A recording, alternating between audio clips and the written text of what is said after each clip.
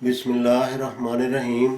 ناظرین کرام، ہم آپ کی خدمت میں پروگرام ہم اور ہماری صحت لے کر حاضر ہیں، اور آج ہماری اس مجلس کا موضوع ہے جوڑوں کے درد، آرتھرائٹس نکرس، گاؤٹ جس کو عموماً کہا جاتا ہے، اور کمر درد، بیک پین، لنگڑی کا درد جس کو شیاٹیکا عموماً کہا جاتا ہے۔ ان کا پیٹنٹ ہربل علاج کیا ہے، یعنی جن کو مختلف دوا ساز ادارے تیار کرتے ہوں اور ان کو بنی بنائی شکل میں اصلی اجزاء کے ساتھ خریدا جا سکتا ہو، کیونکہ آج کے اس مصروف دور میں ہر شخص کے پاس یعنی اتنی مصروفیت ہے کہ اس کو خود گھر پہ جو خالص اجزاء، خالص ادویات لا کے خود تیار کرنا بہت بڑا مسئلہ ہے۔ تو ایسی ادویات اگر مل جائیں جو مختلف اچھے دوا ساز اداروں کی جو خالص ادویات تیار کرتے ہوں، اگر بنی بنائی لے لی جائیں، ان کو استعمال کر کے فائدہ اٹھایا جائے تو یہ کیسا ہے۔ تو اس سلسلہ میں گزارش یہ ہے کہ بہت اچھی سوچ ہے، اور اجزاء کا اصول ان کی پہچان جب تک نہ ہو یہ بہت مشکل ہوتا ہے، اور پھر ان کو بنانا ہر ایک کے بس کی بات نہیں ہے۔ بس ہم ناظرین کی خدمت میں یہ مشورتاً گزارش کرتے ہیں کہ وہ پیٹنٹ ادویات جو مختلف دوا ساز اداروں کی ہوں وہ حاصل کر کے ان کو استعمال میں لائیں۔ یہ سوال کہ آج کل یہ مرض اتنا زیادہ کیوں ہو چکا ہے، تو اس کا جواب یہ ہے کہ ہمارا جو نظام زندگی ہے اس میں بہت سی خرابی واقع ہو چکی ہیں، اور نظام الادویہ وہ بھی درست نہیں ہے۔ تو ان کی وجوہات سے جو ہے نا یہ مرض بہت شد و مد کے ساتھ بڑھ چکا ہے، اور چونکہ جو اس کے لیے ادویات استعمال ہوتی ہیں، دافع ورم و دافع سوزش، اینٹی انفلیمیٹری جو ادویات ہیں، اسی طرح سٹیرائڈز ہیں، اور پین کلر قسم کی جو ادویات استعمال کی جاتی ہیں، وقتی طور پر ان سے استفادہ کیا جاتا ہے، لیکن یہ کوئی مستقل اور پرماننٹ علاج نہیں ہے۔ یوں ہی وہ ادویات چھوڑی جاتی ہیں، اس کے بعد یہ بڑی شدت کے ساتھ جوڑوں کے درد اور یہ چیزیں بہت شدت کے ساتھ عود کر آتی ہیں، لوٹ آتی ہیں، اور یہ عمر بھر یہ کھانی پڑتی ہیں۔ اور پھر جو ان کے جو سائیڈ ایفیکٹس ہیں، مثلا ڈکلوفینک عموماً استعمال کی جاتی ہے، اس کے آپ انٹرنیٹ پہ جو نقصانات ہیں ملاحظہ فرمائیں، انتہائی بھیانک قسم کے ان کے نقصانات ہیں۔ اسی طرح اور جو بہت ساری ادویات ہیں ان کے ان سے بھی زیادہ خطرناک نتائج ہیں، سائیڈ ایفیکٹس ہیں، بعد اثرات ہیں۔ بس ناظرین کی خدمت میں گزارش ہے کہ وہ دوسرے علاجوں کو چھوڑ کر ایلوپیتھک علاج کی بجائے ان بے ضرر جو جڑی بوٹیوں کا علاج ہے اس سے استفادہ کریں۔ اور پھر یہاں ایک یہ سوال بھی ہے کہ کیا اس علاج کے دوران جو پیٹنٹ ہربل ادویات کا ہے وہ ایلوپیتھک ادویات استعمال ہو سکتی ہیں یا نہیں۔ جب شدت مرض ہو، ایک مریض درد سے بے چین ہو، اس کو شدت سے درد ہو رہا ہو، تو ایسی حالت میں ایلوپیتھک ادویات سے وقتی طور پر سہارا لیا جا سکتا ہے۔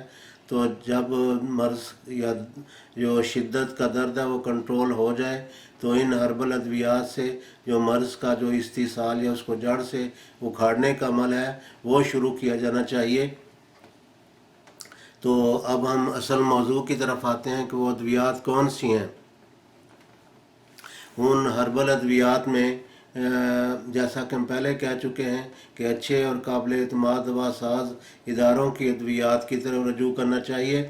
اس میں سب سے پہلا ہے جو نمبر وہ معجون سرنجاں کا ہے، معجون سرنجاں شیریں۔ تو اس کی مقدار خوراک 6 گرام یعنی تقریباً 1.25 چمچ ہے، روزانہ اس کو استعمال کریں، چائے، گرم دودھ یا گرم پانی کے ساتھ، تازہ پانی کے ساتھ، جس طرح بھی موافق آئے، یا شربت بزوری جو ہے معتدل اس کے ساتھ استعمال کریں۔ 40 ml وہ لے لیں اور اس کو پانی میں ملا کے تو اس کے ساتھ استعمال کریں تو بہت بہتر ہے۔ اسی طرح ہب سرنجاں ایک دوائی ہے، وہ کسی اچھے دواخانے کے تیار کردہ وہ لے لیں، تو اس کی مقدار خوراک 6 گرام ہے۔ ناظرین یہ سوچیں گے کہ شاید 6 گرام کی مقدار بہت زیادہ ہوگی، لیکن 6 گرام لینے سے چند ایک اسہال کھل کے ہوں گے اور مادہ فاسد اچھی طرح خارج ہوگا۔ جب ریائی مادہ خارج ہوگا تو اسی سے دراصل صحیح فائدہ ہوگا۔ 2 ہفتے کے بعد یہ عمل کرتے رہیں، یعنی 6 گرام کے برابر، اس سے کم و بیش بھی کر سکتے ہیں، ہر ایک کی طبیعت اور مزاج ہے۔ تو یعنی اس سے چند ایک اسہال کھل کے ہونے چاہیے چند ایک جلاب کھل کر آنے چاہیے تاکہ مواد فاسد خارج ہو۔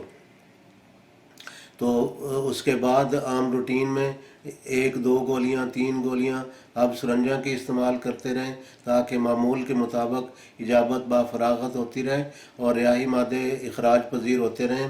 یا پھر اگر اب سرنجاں کی بجائے اگر اب یارج استعمال کرنا چاہیں، وہ بھی بہت اچھی دوا ہے مواد فاسد کے اخراج کے لیے، اس کو استعمال کریں اور اس کی مقدار خوراک بھی 6 سے 8 گرام تک ہے، اس سے بھی اسہال کھل کے ہوں گے اور مادہ فاسد خارج ہوگا۔ اور سوال یہ کیا گیا ہے کہ یہ پہلے بھی ویسے سوال یہ ہو چکا ہے کہ جو کتنی ساری ادویات ہم نے بتا دی ہیں، خواہ یہ پیٹنٹ بھی ہیں، تو کیا یہ بہت ساری ادویات بیک وقت استعمال ہو سکتی ہیں؟ نہیں۔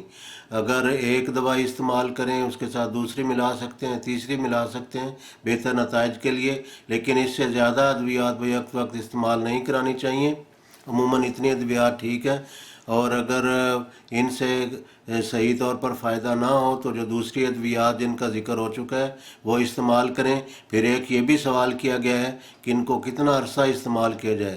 یہ دراصل لمبے استعمال کی چیزیں ہیں، یہ نیچرل ادویات ہیں، ان کے کوئی سائیڈ ایفیکٹ ذیلی بد اثرات بالکل بھی نہیں ہیں، اور ان کا اصول یہ ہے کہ ان کے ذریعہ سے مواد فاسد خارج ہوتا ہے، اور اس کے ساتھ یہ بھی شرط ہوتی ہے کہ اپنے نظام زندگی کو قدرت کے مطابق ڈھالا جائے، اور جو غیر فطری نظام زندگی ہے اس میں جو خامیاں کوتاہیاں ہیں ان سے بچا جائے۔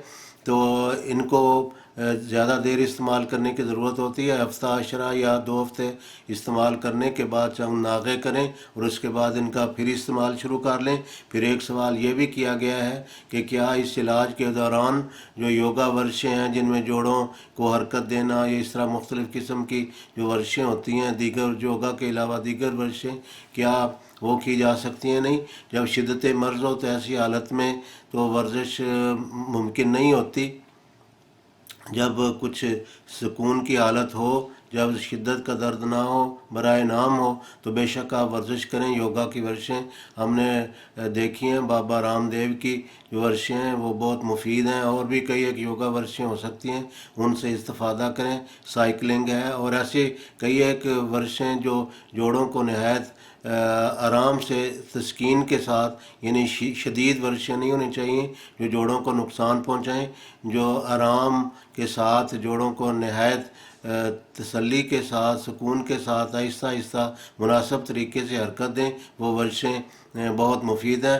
یہ نہیں کہ کی جا سکتی ہیں بلکہ ان کو لازماً کرنا چاہیے، ان کے ذریعہ سے خدا کے فضل کے ساتھ پرماننٹ اور مستقل نتائج حاصل ہوں گے۔ ایک اور سوال یہ کیا گیا ہے کہ کیا جو اس کے علاوہ بھی اور کئی ایک پیٹنٹ ادویات ہیں وہ بھی استعمال ہو سکتی ہیں؟ نہیں، وہ بے شک استعمال کریں۔ اگر ایک دوا سے 1 2 یا 3 ادویات عموماً اگر اکٹھی استعمال کی جاتی ہیں تو اللہ کے فضل کے ساتھ بہت اچھے نتائج کی توقع کی جاتی ہے، اور اس سے پرماننٹ اور مستقل نتائج ملتے ہیں۔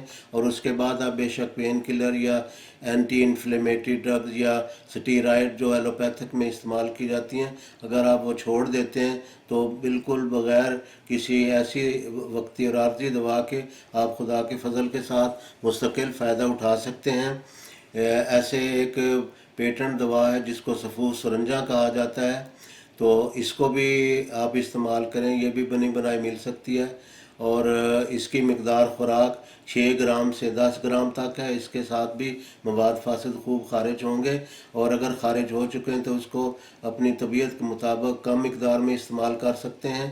اسی طرح ایک معجون چوب چینی ہے، یہ بھی تیار شدہ مل سکتی ہے، اور اس کی مقدار بھی 2 چمچ صبح 2 چمچ شام، نیم گرم دودھ، چائے یا نیم گرم پانی کے ساتھ استعمال ہو سکتی ہے۔ اسی طرح حب صبر، صبر نہیں ہے، صبر سواد کے نیچے زیر ہے، حب صبر استعمال کریں، یا حب ہلتیت، ہلتیت ہینگ کو کہا جاتا ہے، اس کو فارسی میں انگوزہ بھی کہتے ہیں۔ حب ہلتیت یا حب انگوزہ ایک ہی چیز ہے، تو وہ بھی مارکیٹ سے آپ کو مل سکتی ہے۔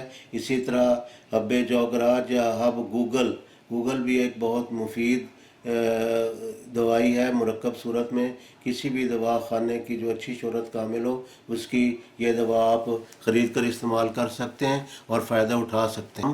آخر میں ایک اور بھی سوال کیا گیا ہے، اور وہ بہت امپارٹنٹ سوال ہے کہ آج کل موجودہ دور میں چونکہ گولیوں اور کیپسولوں کے استعمال کا رواج ہے، اور بعض طبائیں ایسی ہیں کہ وہ بیماری اور مرض کو تو قبول کر سکیں گی، اس کو برداشت کر لیں گی، لیکن ان کے لیے معجونوں کا اور اس طرح کی چیزوں کا استعمال ناممکن حد تک مشکل ہوتا ہے۔ تو ایسی صورت میں کیا کیا جائے؟ تو اس کا جواب یہ ہے کہ مظہر فارما نے ایسے بعض ایکسٹریکٹ نکالے ہیں جو ان معجونوں کے، ان دواؤں کے بعض ذائقہ اور حجم میں جو زیادہ چیزیں ہوتی ہیں ان کے ایکسٹریکٹ نکالے ہیں، جو لیکوڈ فارم میں بھی ہیں، گولیوں اور کیپسولوں کی شکل میں ہیں، اور ان کا سائز اور حجم بہت کم ہو جاتا ہے اور ان کو استعمال کرنا بہت سہل اور آسان ہے۔ تو اس شکل میں آپ رابطہ کریں تو وہ حاصل کر کے تو ان کو استعمال کریں۔ ان کی افادیت بھی زیادہ ہے، حجم بھی کم ہے، ان کا استعمال جو ہے وہ بھی نہایت آسان ہے، تو اس شکل میں ان کو استعمال کیا جانا چاہیے۔